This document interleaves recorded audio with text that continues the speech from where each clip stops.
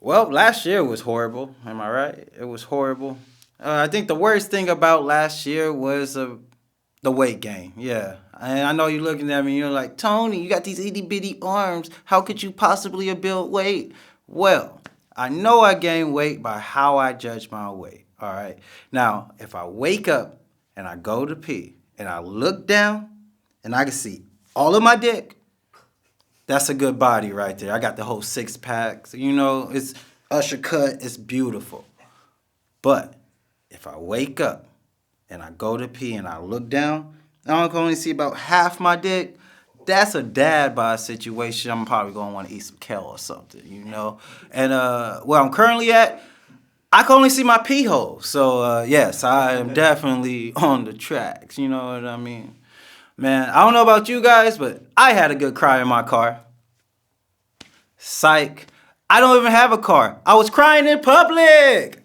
Thank you. Thank you. Yes, I am brave. It's not that I don't have a car. I used to have a car. What happened was I was driving in Hollywood. I was on my way to a show, right? Running through my jokes, trying to make sure it's going to be perfect. And right when I crossed the intersection, all I hear is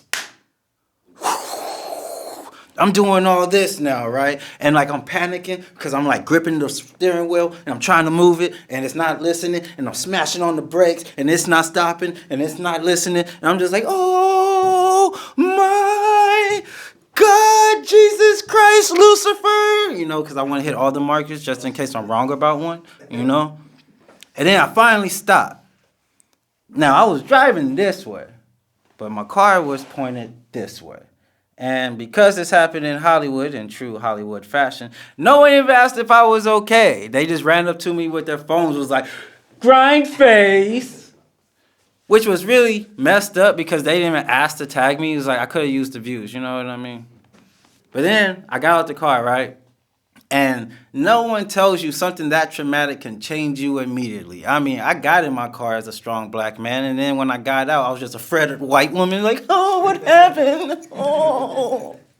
Oh.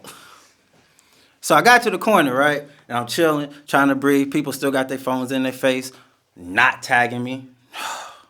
And then all of a sudden, this white lady came out of nowhere, out of the crowd. She was like, excuse me, excuse me, excuse me. I'm a mom. Are you okay? Right? Like, when did that constitute a doctor's license or whatnot? But fuck it. I'm traumatized. I'll run with it. And then she did something that moms do. She gave me a hug and she started rubbing that middle pat of my spine right there. She gave me a couple of pats and was like, I need you to breathe with me, sweetie. 1, 2, 3.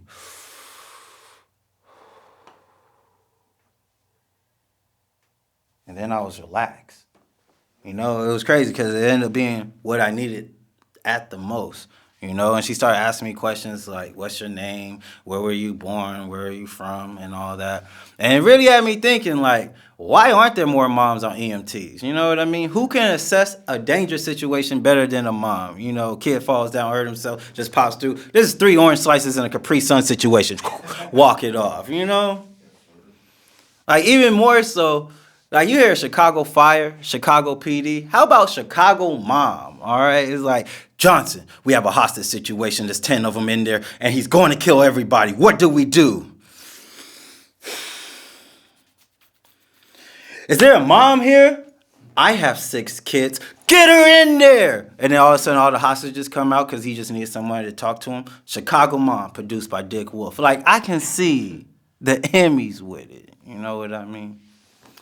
It's really horrible, though. It sucks. It sucks not having a car, especially in California. It sucks. I think the worst part about not having a car is I have to take the bus. And the worst part about the bus is can't get no pussy. I mean, it's like literally impossible to get pussy on the bus. I have to cancel all future relations. You know what I mean? Like, I could be on the phone with one of my ladies and be like, yeah, baby, so I'm about to put you on your stomach, tilt that ass up, and do some things like a real nigga should. She'd be like, ooh. What time you coming over? Well, I got to take the 197 to Pomona Transit City, and I'm going to hop on the Silver Streak. It's going to drop me off at Union Station. Then I'm going to hop on the Red Line. It's going to drop me off on Hollywood and Vine. I'm going to take the 2 up to you. I should be there in about 4 hours. Hello? Baby? Babe? Oh. It's the worst.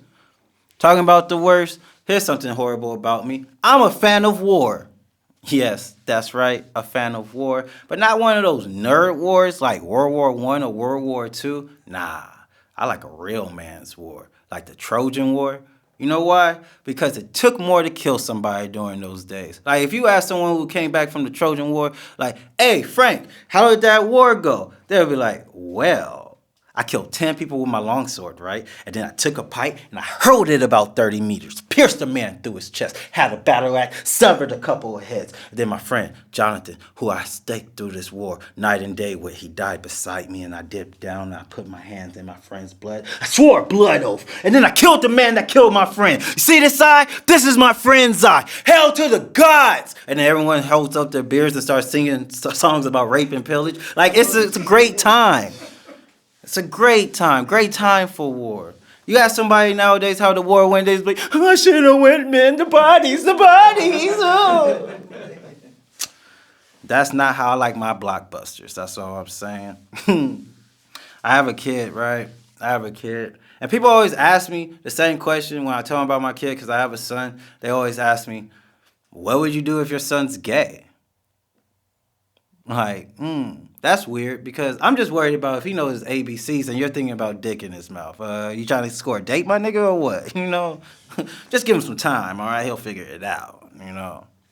But honestly, there's nothing my son could ever do that would ever make me turn my back on him or kick him out of my family. Nothing. Not even if he was like a serial killer. You know what I mean? Like, I could just be minding my business, walking up to my yard one day, got a whole camera crew on there, and they'd be like, Mr. Asar, how do you feel knowing that your son is the Jello Strangler and he killed 10 people? Gotta say, pretty proud. That doesn't seem like an easy thing to accomplish. I raised a real beast. Thank you. Yes. What do you got to say to the victim's parents? Should have played hide and go seek with them more. Or at least tag so they had the endurance to outrun my son. Either or, you didn't prep your son for everything in life. That's it. And that's our only job as a parent. Murder, death, kill. It's always the greatest. Man, I love being a father, man. It's really one of the coolest jobs you can have, man. It really is. Like, if you could ever have kids, don't. But if you fuck up, it's one of those things you can live with. You know what I mean? Like, I'm a cool dad, too. And I know this because all the kids at the playground tell me so. And that's right. I'm a real rock star on the swings, all right? The only problem with being such a cool dad is, I'd be at the playground, jumping off slides, running around the park, swashbuckling with my son, having the time of our lives. And then there'll be one kid come out of nowhere and say, I wish my dad would play with me. Ew. Right? Like, who raised you? You see me and my son having this good time, you want to bring that shit over here? Fuck out. You know what I mean? But I'm a cool dad, right? I'm a cool dad. So I didn't let him go out like that, I went ahead and I got eye level with him, got on my knee, let him know we're equals. Then I took that cool dad hand, not the whole hand on his shoulder, just the fingertips, let him know I'm comforted him. And then I was like, take that shit to your mom. And bounced out. This California, I can't just be taking on other kids. You know what I mean? Being mean to children is the best. It is. My son, man, he's growing. Man. He's 7. He's about to be 8.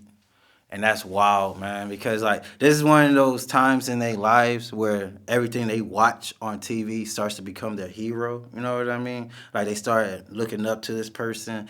And right now, my son really loves the Red Ranger. And I just thought it'd be cool, for his little birthday if, I just blindfolded him, right? And then I take him around back to the house, and we turn the corner. And then I take that blindfold off, and then right there's the Red Ranger. And then I just beat the shit out of him because this guy puts no food on your plate. Who are you looking up to? Daddy, nigga. Gotta get up on out of here soon. Look, last year was crazy, right? Last year was a mess with the whole riots and everything burning down and whatnot, right?